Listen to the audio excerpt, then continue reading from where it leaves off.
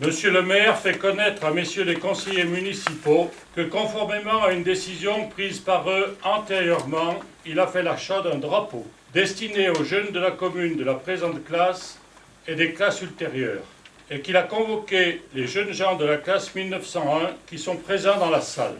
Ensuite, monsieur le maire leur remet le drapeau. En quelques mots vibrants de patriotisme qui vont droit au cœur des auditeurs, monsieur le maire fait comprendre à nos futurs soldats quel respect et quel amour nous devons pour ce drapeau, emblème de la patrie.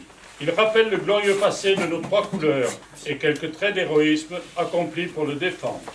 Il rappelle aux jeunes gens qu'ils seront eux aussi bientôt appelés à marcher derrière ce sublime signe de ralliement et que la France compte sur eux pour marcher sur la trace de leurs aînés.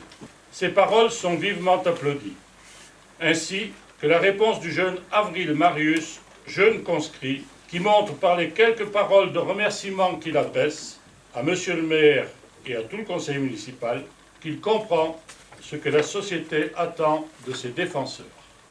Elle est belle, elle est mignonne, c'est une bien jolie personne. Dans la rue, on peut la voir, qu'elle est assise dans son comptoir. Elle a toujours le sourire, on dirait une femme en cire, avec son chignon qui est toujours bien coiffé. C'est la caissière du grand café. On l'appelait le dénicheur, il était rusé comme une fouine. Plus célèbre des chansons contestataires. Elle porte le nom d'un village situé sur le front du chemin des Dames. Il ne reste de l'ancien village, sinon quelques pierres tombales de son ancien cimetière, envahi par la forêt. Cette sorte de complainte des tranchées est anonyme. On ne sait pas vraiment de quel secteur du front elle est partie. Elle est apprise par cœur, se diffuse de manière clandestine dès 1915 et aussi pendant la crise des mutineries de 1917. L'armée l'interdit et offre même, dit-on, une prime énorme à qui dénoncerait les auteurs. Elle reflétait bien la détresse des combattants, leur sentiment d'être des sacrifiés à une cause dont d'autres profitaient. La chanson fut imprimée pour la première fois en 1919 dans l'ouvrage « La guerre des soldats » et fut interdite en France jusqu'en 1974. Étienne Tanti, étudiant. Je ne sais pas l'heure. Je ne sais plus l'heure. Je n'ai plus la notion du temps autrement que par le soleil et l'obscurité. J'aperçois le ciel par-dessus le remblai de terre et de cailloux de la tranchée. Mon sac me sert de fauteuil. Mes genoux touchent la paroi rocheuse. Il y a juste la place de s'asseoir et la tête arrive au niveau du sol. Près de moi, j'ai mon fusil.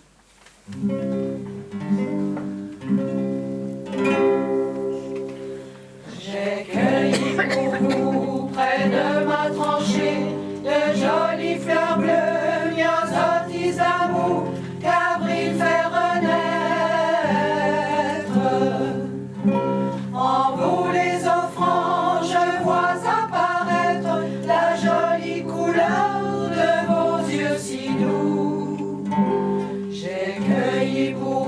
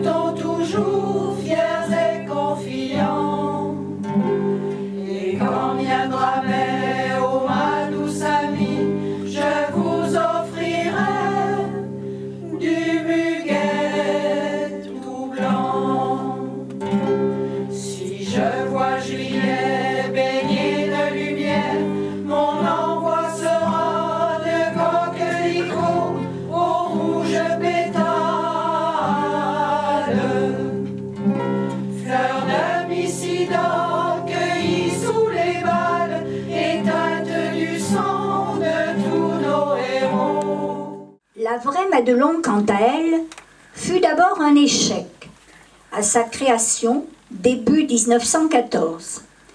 Mais la guerre en fera un standard du répertoire militaire lorsque les vedettes de l'époque qui se produisent dans le cadre du théâtre aux armées.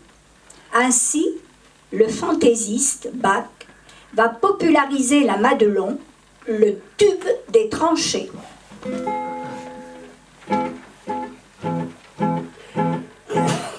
Pour le repos, le plaisir du militaire, il est là-bas, à 2 pas de la forêt.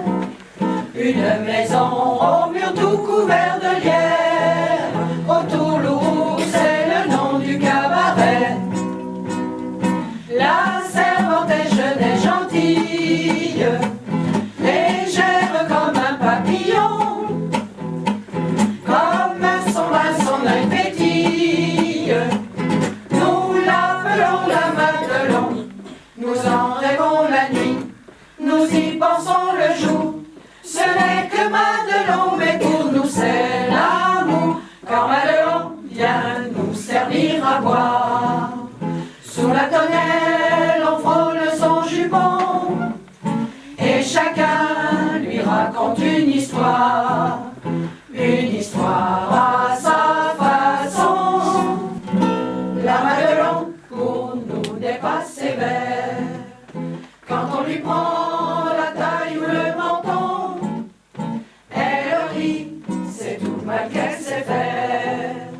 Madelon, Madelon, Madelon.